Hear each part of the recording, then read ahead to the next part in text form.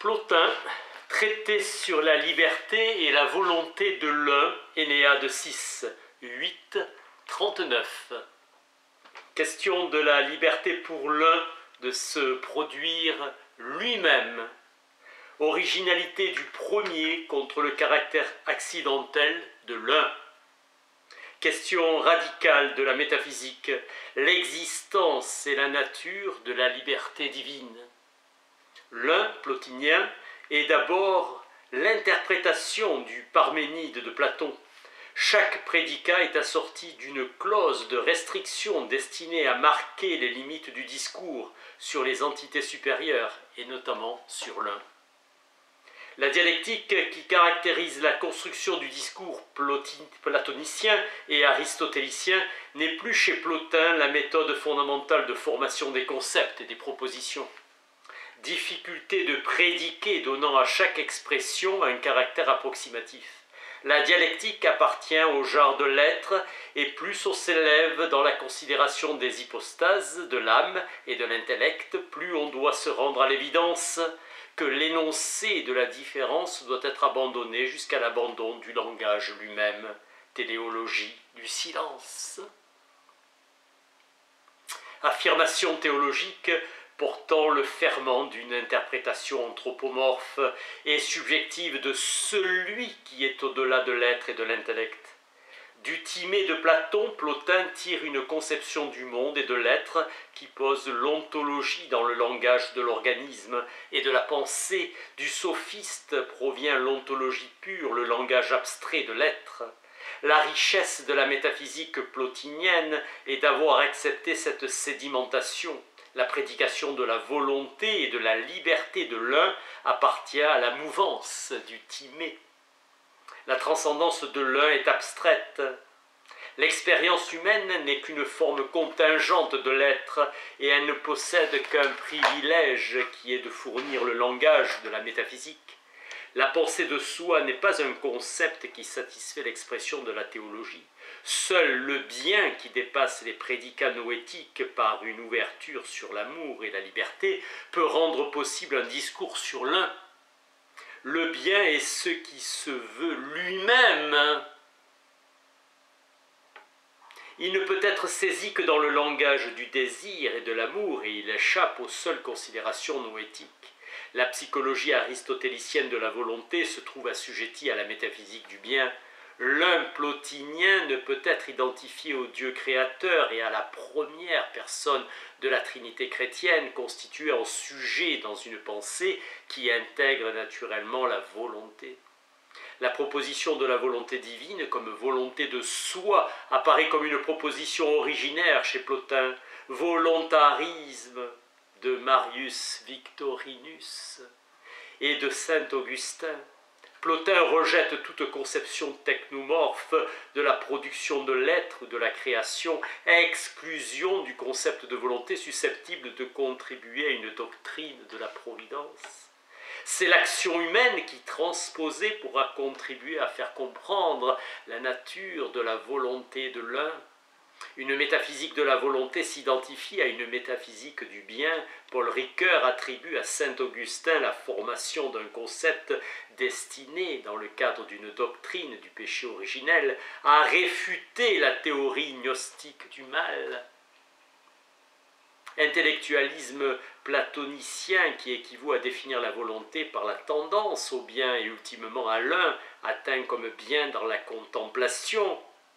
Platon ne connaît aucune détermination au bien par une volonté de soi qui engendre son absolue nécessité. C'est d'une autre volonté absolue et transcendante qu'il s'agit, proposée par Plotin comme prédicat essentiel du bien au-delà de l'être. Cette volonté échappe à l'ontologie, au discours sur l'être dont le registre limite est celui des formes et de l'intellect. Elle appartient à cet au-delà de la connaissance qui a le principe ineffable de toute réalité. Plotin insiste sur la différence de l'un et de la pensée ou de l'intellect. Les prédicats non noétiques sont conservés. Puissance, toute puissance, pureté, amour, indépendance, autosuffisance. Absolue originalité de l'un représenté positivement, L'un ne pense pas et il ne saurait être rapproché de l'intellect aristotélicien. La pensée de Plotin peut être interprétée comme le moment le plus fort dans l'Antiquité tardive pour restaurer cette transcendance platonicienne perdue. Le premier principe transcendant du moyen platonisme est fondamentalement l'objet d'une approche négative, alors que l'un plotinien reçoit un ensemble de prédicats positifs. Le traité 6-8 en est l'exemple le plus riche. Plotin cherche l'absolue simplicité et déploie les virtualités positives du bien platonicien. La similitude du sujet humain et du principe suprême se manifeste dans l'identique expérience de la volonté.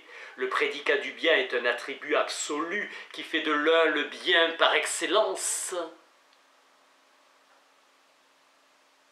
Bien originaire, portant en lui-même sa propre structure constituante. Le bien, c'est vouloir le bien, et dans le cas de l'un, c'est vouloir se vouloir soi-même. Réflexivité, retour sur soi de la pensée et de la conscience, sujet voulant et déterminant l'action et le jugement se portant sur soi, l'un n'est pas maître de devenir, il est advenu par hasard.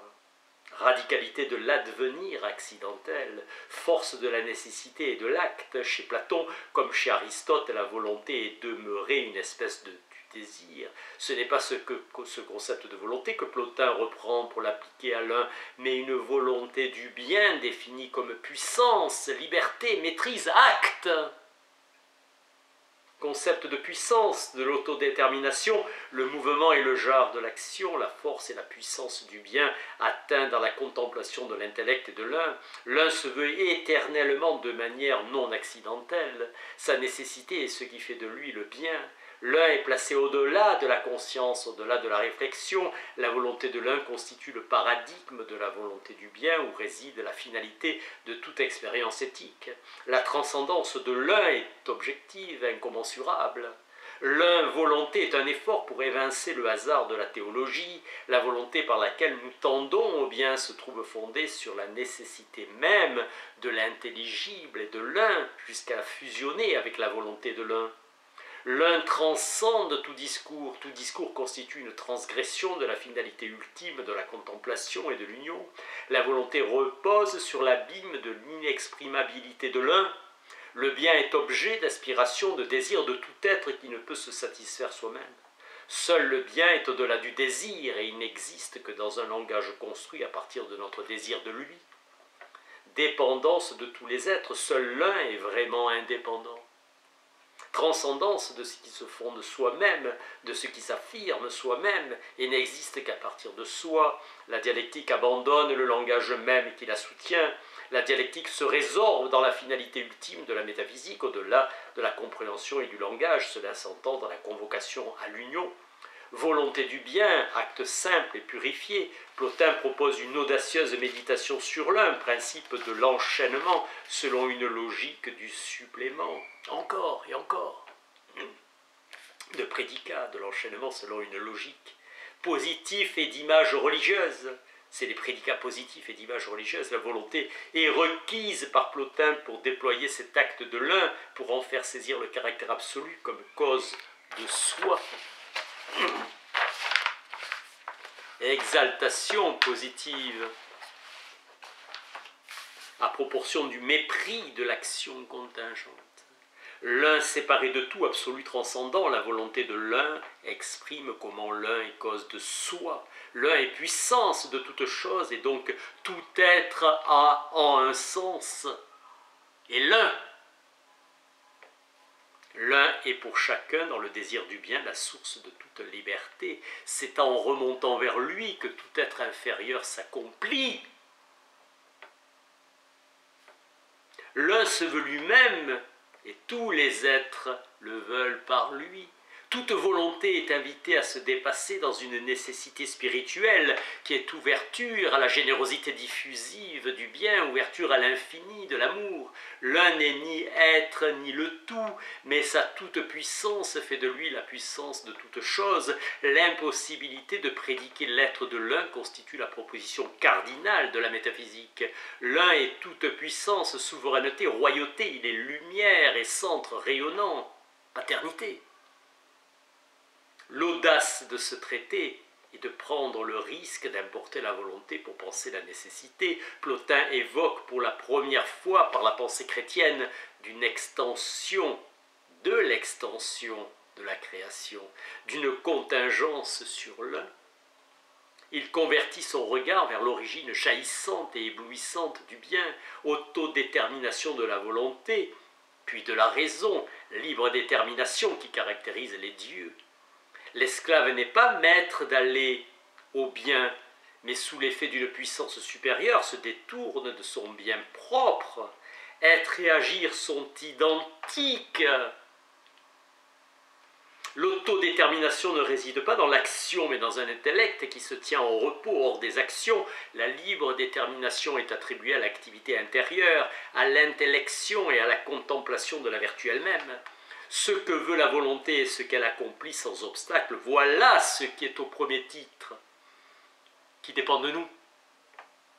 La pensée et la volonté. L'intellect est libre de lui-même, la volonté vient de lui-même et constitue son œuvre. Elle est identique à son existence. Il s'est lui-même porté à l'existence tel qu'il est. Il n'est pas ce qui est arrivé par hasard, mais ce qu'il s'est lui-même voulu. Il est lui-même objet aimé et amour, volonté du bien suprême. On le contemplera en abandonnant toute parole, abandonnant toute parole, le premier est un acte.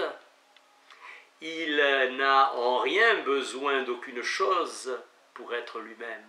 Laisse de côté toute chose si tu dois en parler ou chercher à le penser. Plotin, philosophe de la liberté, où l'un est volonté. L'intellect et les âmes sont entièrement libres, seul le matériel est vraiment déterminé. Gollwitzer, Théodore, Bibliothèque de la Sorbonne. L'affirmation de la liberté est nette, contredisant le stoïcisme dans ses aspects déterministes. Henri Paul. Pierre Hadot fait remarquer que l'interprétation est biaisée par le mysticisme allemand qui insiste sur la perspective d'une origine radicale à partir du néant. Plotin n'a qu'un objet, écarté de l'un le prédicat de contingence. Plotin exprime la simplicité immédiate et originelle de l'un. Et Victorinus décrit le process par lequel le Fils se pose lui-même dans son autogénération. Concept raffiné de la libre détermination. Thème de l'autre, désignant des mouvements de l'âme, toute recherche par le discours représentant de quelque façon une témérité. Chaque être vivant selon la forme qu'il a reçue, thèse du néoplatonisme. L'imagination ne dépendant pas de nous contredit la doctrine d'Aristote qui affirme que nous pouvons nous représenter les objets que nous voulons. L'esprit est libre des passions du corps alors que l'imagination en dépend. Les passions jouent un rôle actif, elles assaillent l'âme et réduisent sa liberté en la plongeant dans le temps et dans le besoin. Si la liberté doit être tendance, c'est au sens d'une générosité d'un acte qui se répand et non à la recherche d'un objet manquant. Métaphysique qui identifie l'acte à une puissance et fait par contrainte tout ce qui a son principe hors de nous. L'obéissance à un être autre et esclave, mais suivre sa nature en tant qu'elle est inclination ou bien, cela est libre. L'absence de distinction entre l'essence et l'acte empêche d'établir un rapport de suggestion. L'acte de l'intellect est identique à son essence et on ne peut concevoir aucun écart qui permettrait d'introduire une dépendance. La simplicité de l'intellect est la garantie de sa liberté.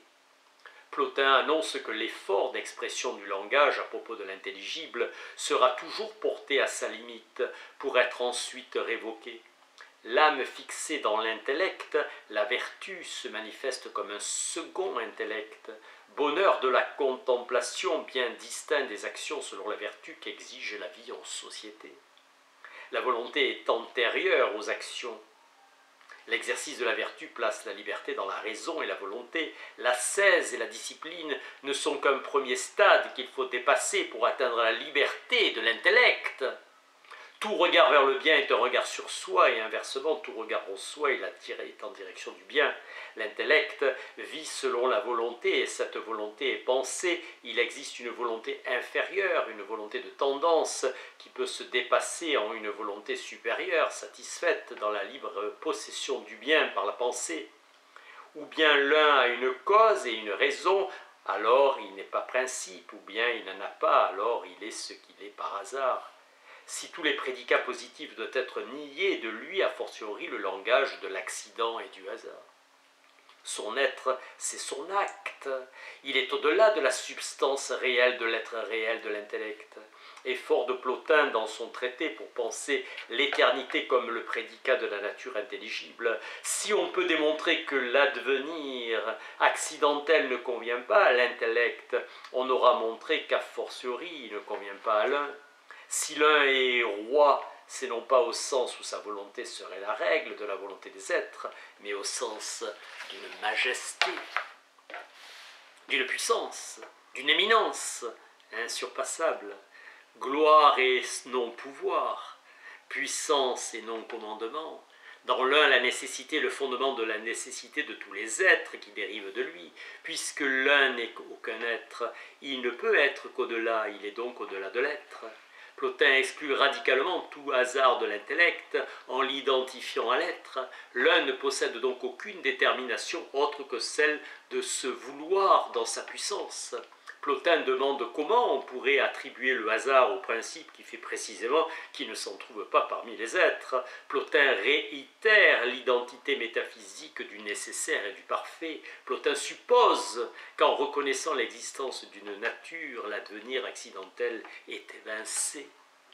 Taylor cite Marc Aurèle sur la théorie stoïcienne de l'enchaînement des causes. Si l'enchaînement des causes est raison, alors le hasard est symptôme, hasard de ce qui arrive ensemble. Plotin a l'habitude d'opposer l'enchaînement des causes antérieures, qui sont les lois naturelles, à un accompagnement arbitraire. Plotin, à la différence de Chrysippe, admet un principe ultime. Plotin accepte de parler de l'un comme de la première existence. L'ineffabilité de l'un tient au fait qu'il est absolument premier au-delà de l'être. La nécessité pour le premier d'être le bien n'est pas une impuissance, mais une surabondance de puissance. L'argument être libre, c'est être libre de faire le mal, et radicalement exclu par Plotin. Il établit que la surabondance de puissance de l'un constitue pour tous les êtres, et d'abord pour l'intellect, une nécessité telle qu'on ne saurait en chercher pour lui. Il faut se retirer en silence, car la recherche entreprise s'épuise au moment où elle atteint le principe qu'elle ne peut exprimer, aporie, une impasse théorique. La recherche des causes ne peut certes s'appliquer à ce qui est sans cause par définition. La recherche des causes ne s'applique qu'aux êtres qui ne sont pas pour eux-mêmes leur propre principe d'existence. Lui, il est le principe de toute chose. Plotin suggère que nous pouvons avoir une connaissance de Dieu par la connaissance de ce qui est en nous. Gandillac traduit « il a été et il subsiste par lui-même avant tout autre ». Il est le bien, l'un est au-delà, il est l'auteur de la liberté, et cette liberté réside dans son acte, non différent de son essence. L'essence par soi, c'est l'intelligible, la forme séparée. Plotin répète que l'un est différent de tout, puisque rien n'est séparé de lui. Le premier est créateur de liberté pour les êtres, l'un est acte, l'un s'est donné l'existence à lui-même. Il faut comprendre que la liberté croît proportionnellement dans un être avec le bien. Désirer le bien, c'est désirer l'être. Chaque être se produit lui-même dans la mesure où sa volonté produit son essence pour le bien. Un être sera insatisfait de lui-même s'il s'éloigne de la vraie vie qui est la vie de l'intelligible. L'un est au-delà de l'intellect et de l'intelligibilité, l'un est cause de soi. Plotin n'exprime pas une logique de la vérité, mais une affirmation de réalité ou d'authenticité. Toute vérité est appartenance au monde intelligible. L'expérience mystique sert à qualifier cette réalité suprême, source de la liberté. L'union au bien constitue le terme de l'itinéraire spirituel de l'âme en quête de sa propre intériorité. L'âme s'identifie à l'objet ultime de sa contemplation, se dépouillant de toute altérité, parvient à la simplicité de sa vraie nature. Le monde est autosuffisant, les êtres non, car dépendants du principe supérieur de réalité qui lui confirme forme et vie. Seul l'un est parfaitement autosuffisant. La réalité suprême constitue le terme de la vie spirituelle. L'un occupe le rang suprême. Tout regard est amour. Cette pure lumière envoie à l'éclat de la beauté, qualifiant l'être même du fondement, objet replié de l'autocontemplation de l'un. L'un comme origine lumineuse de l'être, de l'intellect, Plotin identifie la volonté du bien et son existence. L'affirmation de l'acte est liée à l'affirmation de l'existence. Le bien est père du tout, père de la cause et de l'essence causale. Plotin condense la totalité de l'intelligible dans la simplicité absolue de l'un. La lumière qui s'offre au regard de l'âme surgit sans surgir, elle vient sans venir, lumière intérieure au-delà de laquelle se trouve cette vision intrinsèque de l'âme. Les yeux de l'âme renvoient à l'omniprésence de la lumière de l'un offerte au regard spirituel. La méthode aphaérétique qui conduit au dieu d'Albinus permet de penser un dieu qui est lui-même pensé, permettant une intuition de son objet. Le traité de Plotin est riche en affirmations radicales sur l'un, saisi au-delà de toute conception. Union avec l'un, union mystique. L'un n'est que lui-même, librement lui-même. Affirmation de l'ipséité. Concept éthique de la puissance et de la souveraineté garantissant à l'être un fondement métaphysique absolument simple. Rapprochement avec la pensée de Spinoza qui d'un même mouvement identifie la nécessité de la nature divine et sa liberté, Plotin identifiant la nécessité de son être à la nécessité du bien. Une telle nécessité est interne et en tant que bien devient la nécessité des êtres. Merci.